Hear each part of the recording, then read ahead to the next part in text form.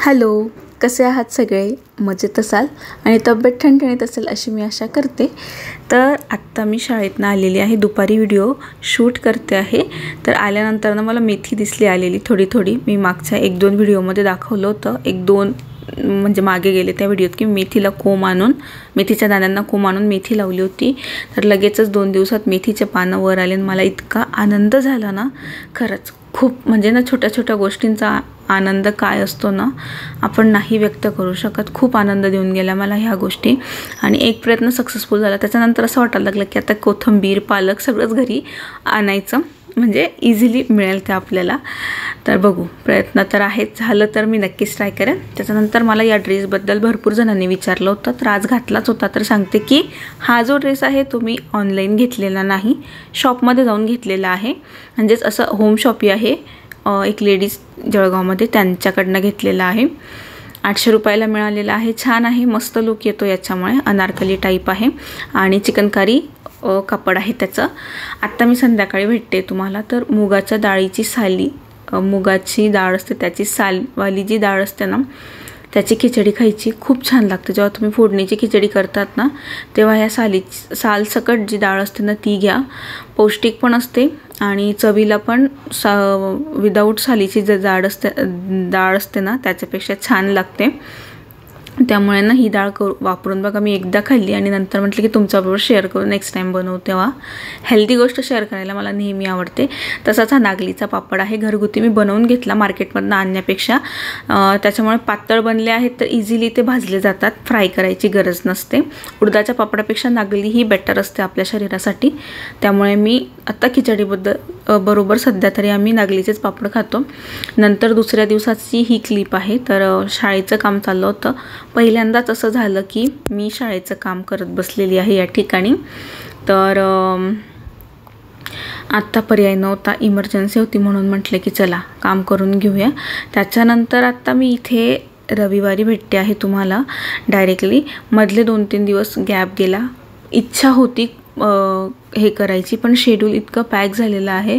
कधी वाटतं की थोडा तरी वेळ हवा, पण आता सवय अशी झालेली आहे की स्वतःला इतकं बिझी करून घेतलं आहे मी. कारण मी नेहमी म्हणत असते की खाली दिमाग शैतान का घर होता है, म्हणूनच स्वतःला बिझी ठेवा. पण मी सध्या असं मला कधी वाटतं की मी खूप जास्त बिझी करते स्वतःला. पण ज्या दिवशी मी सुट्टी घेते किंवा सुट्टी असली ना, त्या दिवशी मला खूप म्हणजे घरातली कामं करून जेव्हा मोकळा वेळ मिळतो ना, तेव्हा असं वाटतं की नको, आपण कामात गुंतलेलं एक सॅटिस्फाईड लाईफ आपल्याला मिळत असते. त्याच्यामुळे म्हटलं की नाही, आपण स्वतःला बिझी ठेवणं खूप जास्त गरजेचं आहे. म्हणून आता मध्ये गॅप मिळतो. पण यूट्यूब माझं पॅशन आहे, त्याच्यामुळे कुठून तरी मला असं वाटतं की नाही, आपल्या कर्तव्य जबाबदाऱ्यांबरोबर आपल्याला आपलं पॅशनही जिवंत ठेवायचं आहे. कारण विरंगुळा म्हणून तरी हे आपण केलंच पाहिजे. नाहीतर कसे व्यक्ती बोर होऊन जातो. जबाबदाऱ्या ओझ्याखाली मरण्यापेक्षा ना एन्जॉय करत जबाबदाऱ्या पेललेल्या बऱ्या, असं मला वाटतं. तर याच्याचबरोबर मी आज रताळे पण बनवते आहे. कारण ना रताळे घेतलेले होते आणि उपवास नाही केला ह्यावेळेस. उपवासाच्या हिशोबानेच घेतलं होतं करू पण झाले काही प्रॉब्लेम आणि मग म्हटलं की नको, जाऊ दे, आता काही उपवास करून फायदा नाही. म्हणून मग मी हे रताळू आता बनवते आहे. वरण, बट्टी, भात, अजून काय मुगाच्या भज्या, मोड आलेल्या मुगाच्या भज्या, त्याच्यानंतर हे रताळे, बस एवढे सगळे आयटम बनवायचे आज होते. पोळी नव्हती त्यामुळे मी रिलॅक्स होती. तर हे रताळे ना मी गुळात बनवते. तर हे असे कापून घेतले ना, तुपात टाकायचे, त्याच्यानंतर छान वाफू द्यायचे. तुम्ही साखर टाकली ना तर टेस्ट अति छान येते. पण हेल्दी बनवायचे असतील तर तुम्ही गूळ टाकू शकतात.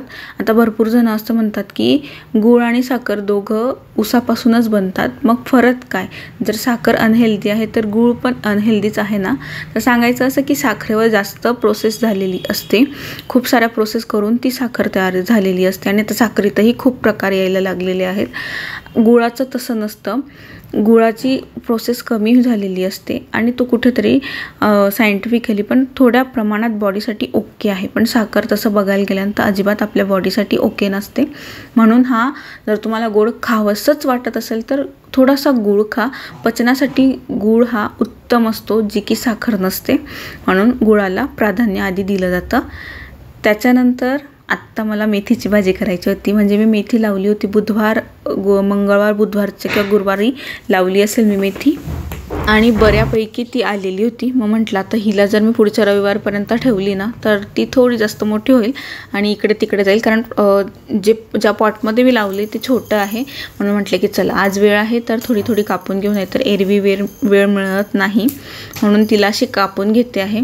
आणि मला तुम्हाला सांगायचं झालं तर ही मेथी पाहून ना मला इतका जास्त आनंद आणि समाधान मिळालेलं आहे ना, की आता मला असं वाटतं की कोथिंबीर पण ट्राय करा. याआधी मी कोथिंबीर लावली आहे, पण कोथिंबीरीचं ना काय होतं, कोथिंबीर यायला 25 दिवसांचा अवधी लागतो.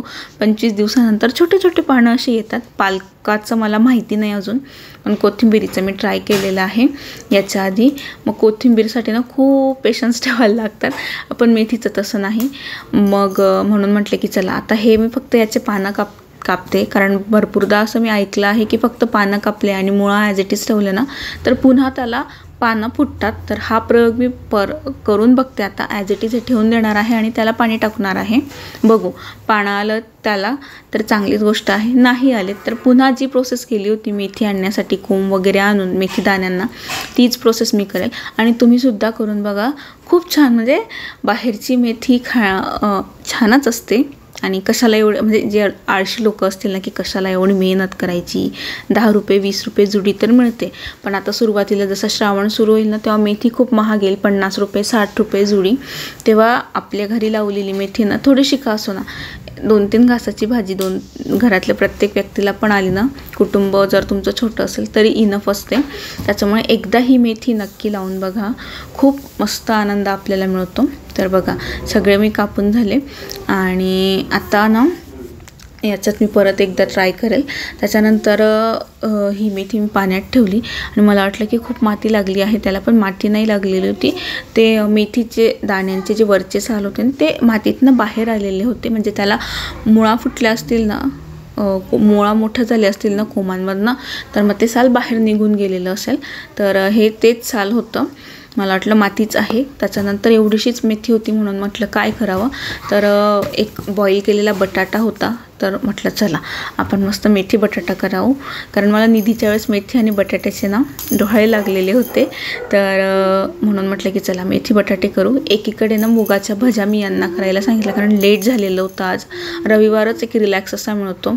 आधीचा रविवार असा होता की मस्त फिरायला जावं असं वाटायचं नोकरीच्या आधीचा, आणि आताचा रविवार असा असतो की फक्त घरासाठी द्यायचा, घर क्लीन करायचं, सगळीकडे स्वच्छता ठेवायची आधीसारखं असं झालेलं असतं. त्यामुळे मग उशीर होत जातो. प्रत्येक गोष्ट एका दिवसात नाही होत आणि एकच दिवस मिळालेला असतो. म्हणून मग दोघं मिळून आम्ही करून घेतो. ते मला हेल्प करतात घरातल्या कामांमध्येही आणि किचनमध्येही. बऱ्यापैकी आम्ही दोघं मिळून करून घेतो, कारण दोघंही जॉब पर्सन आहोत. म्हणून मग एवढी म्युच्युअल अंडरस्टँडिंग आम्हाला दोघांना दाखवणं गरजेचं आहे. तर तेवढं एक होतं. तर ही भाजी लगेचच झाली, अगदी 5-7 मिनटात ही भाजी होऊन गेली. त्याच्यानंतर मी याच्यामध्ये कोथिंबीर वगैरे टाकली आणि मिक्स करून घेतली होती. इतका छान त्याचा वास पसरत होता ना, असं इतकी भूक अजून जोरात लागत होती. मस्त झाली बघा, किती भारी दिसते ना, एकदम छान झाली. हळद टाकावीशी वाटत होती मला, पण मेथीच्या भाजीत मी कधी हळद खाल्लेली नाही आहे, त्याच्यामुळे मग मी हळद टाकणं टाळलं. त्याच्यानंतर इथे ना ताट तयार करत होती बघा. बट्टी, वरण, भात झाला, भाजी झाली, त्याच्यानंतर एक गुळातले रताळे झाले, भजी पण झाल्या आणि थोडंसं सॅलेड मी या ठिकाणी ठेवलं. तर घरचं जेवण हा जो आपला शॉर्ट आहे तो भरपूर लोकांना आवडतो म्हणून मी टाकला. त्याच्यानंतर संध्याकाळी हे कुरिअर आलेले होते 2-3 दिवसापासून. ओपन करायला वेळ नव्हता म्हणून म्हटलं की चला ते पण आता ओपन करून घेऊया.